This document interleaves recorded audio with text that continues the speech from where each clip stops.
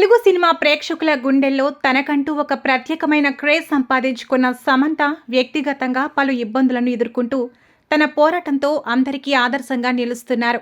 ఇటీవలే ఆమె మయోసైటిస్ అనే ఆరోగ్య సమస్యను ఎదుర్కొన్న విషయం తెలిసిందే. సినిమాలకు కొంత గ్యాప్ ఇస్తూ ట్రీట్మెంట్ తీసుకుంటూ వచ్చింది. ఇక ఆమెకు సన్నిహితులుగా ఉండే అతి కొద్ది మంది చాలా సపోర్ట్గా ఉన్నారట. అయితే ఇటీవల ఆమె జీవితంలో ఒక ముఖ్యమైన వ్యక్తి రాహుల్ తన పాత్రను ఎంతో గొప్పగా నిర్వర్తించాడో చెప్పుకొచ్చారు. 17 ఏళ్ల స్నేహాన్ని గుర్తు చేసుకుంటూ రాహుల్ తనకు ఎంత ప్రత్యేకమైనవాడో సమంత స్పష్టంగా చెప్పారు. మయోసైటిస్ చికిత్స సమయంలో అతను ప్రతిరోజు ఆమెను పరామర్శించేందుకు వచ్చేవారట. కొద్ది సమయాన్ని సరదాగా గడిపించేందుకు ఆటలు ఆడిస్తూ సమంతను ఆలోచనల నుండి తప్పించి ఉల్లాసంగా ఉండేలా చూసేవారని తెలిపారు. సమంత మాట్లాడుతూ, ఆ సమయంలో నా ఇంటికి ప్రతిరోజు వచ్చి నన్ను ఆటలతో చిట్చాట్తో అలరిస్తూ నాకు మళ్లీ పనిచేసే ఉత్సాహాన్ని కలిగించాడు అని సమంత ఒక ఇంటర్వ్యూలో అన్నారు.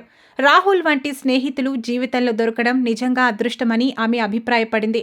సమంత కెరీర్ ప్రారంభంలోనే సింగర్, డబ్బింగ్ ఆర్టిస్ట్ చిన్మయ్తో మంచి బాండింగ్ ఏర్పడింది. సమంత నటించిన చాలా సినిమాలకు డబ్బింగ్ చెప్పింది చిన్మయి. ఇక ఆ క్రమంలోనే ఇద్దరి మధ్య మంచి స్నేహం కూడా ఏర్పడింది. ఆ స్నేహం ఇప్పటికీ కొనసాగుతుండటంతో చిన్మయి ఆమెకు మరొక కీలక మద్దతుగా నిలిచిందని చెప్పుకోవచ్చు. సమంత వ్యక్తిగత జీవితంలో రాహుల్, చిన్మయి వంటి వ్యక్తులు ఆమెను గట్టిగా నిలబెట్టడంలో ప్రధాన పాత్ర పోషించారు. మయోసైటిస్ వంటి వ్యాధి కారణంగా శారీరకంగా దెబ్బతిన్న సమంత మానసికంగా కూడా కుంగిపోతున్న సమయంలో రాహుల్ ఆమెను ప్రోత్సహించడం, మళ్లీ జీవితం పట్ల ధైర్యాన్ని కలిగించడం ఎంతో ప్రత్యేకం. ఆ సమయం నా జీవితంలో ఓ టర్నింగ్ పాయింట్. రాహుల్ నా తోడుగా నిలబడి నన్ను మళ్లీ నా పనిలో మునిగిపోయేలా చేశారు అని చెప్పిన సమంత స్నేహం విలువను మరోసారి వెల్లడించారు.